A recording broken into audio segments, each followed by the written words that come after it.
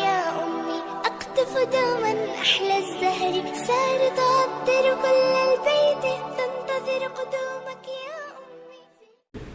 ابھی تو اس لیے نہیں کہ وہ مرا ورا نہیں ہے نا, جب مرے گا تو پھر پتہ چلے گا کہ کیسے وراثت دی جاتی ہے.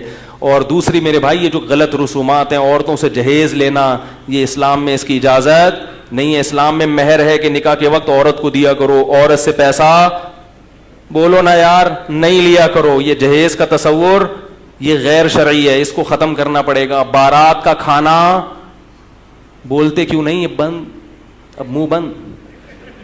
بارات کا کھانا نہیں ہے. نبی نے 4 بیٹیوں کی شادی کی, ایک کھجور بھی نہیں کسی کو کھلایا, لیکن ولیمہ اپنی ہر شادی پہ کیا ہے. تو لڑکا کھانا کھلاتا ہے, لڑکی والے نہیں کھلاتے. اسلام ہے یہ. آپ کہیں گے اتنی بارات آئی ہے تو اس کو کیا کریں, سوکھا بھیج دیں. کیوں آئی ہے بارات؟ بارات ہے ہی نہیں. مسجد میں نکاح ہو, جو لوگ بیٹھے ہیں ان کو وہ لڑکے والے چھوارے ٹوفی شوفی بانٹ کے پتلی گلی سے نکلو, اور دلہن کو لینے کے لیے 1-2 افراد یا چلو 4-5 افراد آ جائیں بس کافی ہے. اگلے دن دولہا کے گھر پہ کھانا کھائیں گے سب. یہ اسلام ہے, لیکن ہم اس کو فالو ابھی تو یوں کر رہے ہیں, لیکن کریں گے نہیں, مجھے پتا ہے. ابھی میں یہاں کوئی لگا دوں نا مجلس, پھر دیکھو جتنا مجمع ہے اور لوگ آ جائیں گے, یار مجلس ہو رہی ہے. تو یہ ہے اسلام. اسی طرح جب آپ نے کنوارے لڑکے کے لیے بھی دوستیاں لگانا حرام ہے, اور شادی شدہ کے لیے زیادہ حرام. کنوارا لڑکا زنا کرتا ہے, اسلام نے 100 کوڑے رکھے ہیں, لیکن شادی شدہ آدمی زنا کرتا ہے تو اسلام نے کیا کہا ہے, زمین میں گاڑ کے اس کو پتھروں سے مار کے ہلاک کر دو.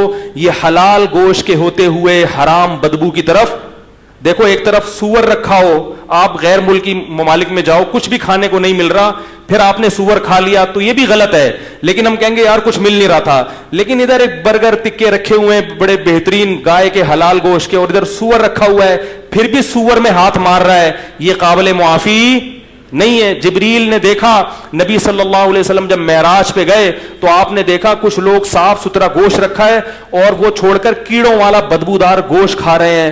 آپ نے پوچھا جبریل سے کہ یہ کون لوگ ہیں؟ نبی نے فرمایا یہ وہ لوگ ہیں جو حلال بیوی کو چھوڑ کر طوائفوں کے پاس جاتے تھے, حرام عورتوں کے پاس جاتے تھے. یہ وہ ہیں جن کو یہ عذاب دیا جا رہا ہے. اور آپ صلی اللہ علیہ وسلم نے معراج کی رات میں دیکھا کچھ لڑکے, کچھ لڑکیاں, کچھ مرد, کچھ عورت ننگے بدن آگ میں جل رہے ہیں. ننگے بدن, مرد اور عورت ننگے اکٹھے آگ میں جل رہے ہیں. جب آگ کے شعلے اوپر جاتے تو وہ بھی اوپر جاتے. نبی نے جبریل سے پوچھا یہ کون لوگ ہیں؟ جبریل نے فرمایا یہ آپ کی امت کے زنا کرنے والے مرد اور زنا کرنے والی عورتیں. اللہ نے زانی کو بھی برہنہ کیا اور جس سے زنا کیا تھا اس کو بھی ننگا کر کے دونوں کو آگ میں پھینک دیا ہے. اور یہ پوری جماعتیں ہوں گی, کیونکہ زنا 2-4 لوگ نہیں کر رہے, بہت لوگ کر رہے ہیں. اللہ کی آگ ٹھنڈی نہیں ہے میرے بھائی, اللہ کے لیے اتنی بڑی آگ بھڑکانا کوئی مشکل نہیں ہے. لَأَمْلَأَنَّ جَهَنَّمَ مِنَ الْجِنَّةِ وَالنَّاسِ أَجْمَعِينَ. اللہ نے کہہ دیا میں جہنم کو انسان اور جنات سے بھر دوں گا, تو انہی لوگوں سے جہنم بھرے گی.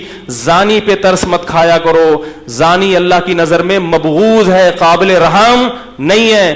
اگر زانی پر اللہ کو ترس آتا تو اللہ زانی کو دنیا میں پتھروں سے مار کے ہلاک کرنے کا حکم نہ دیتے. اس سے بڑی سزا کوئی ہو نہیں سکتی.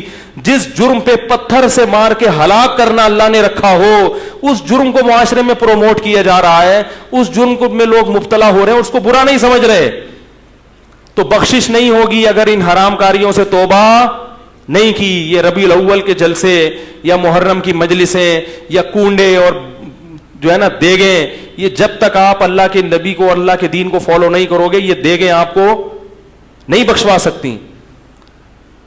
تو میرے بھائی میں بھی دل میں نیت کرتا ہوں, آپ بھی نیت کریں, اللہ ہمیں ان جرائم سے سچی توبہ کی توفیق نصیب فرما دے. کوشش کرو گے نہیں؟ اب موبائل میں جتنی لڑکیوں کے نمبر ہیں نا, غفار بھائی, وسیم بھائی, ستار بھائی کے نام سے, سب کیا کر دو, ڈیلیٹ مار دو. ان کو بول دو مجھ سے دوبارہ رابطے کی کوشش نہ کریں. میں شریف آدمی ہوں, اپنے بارے میں نہیں کہہ رہا, میں کیا ہوں یہ تو اللہ ہی جانتا ہے, اور یہ سب باتیں میں اپنے لیے بھی کر رہا ہوں. سب ڈیلیٹ کر دو.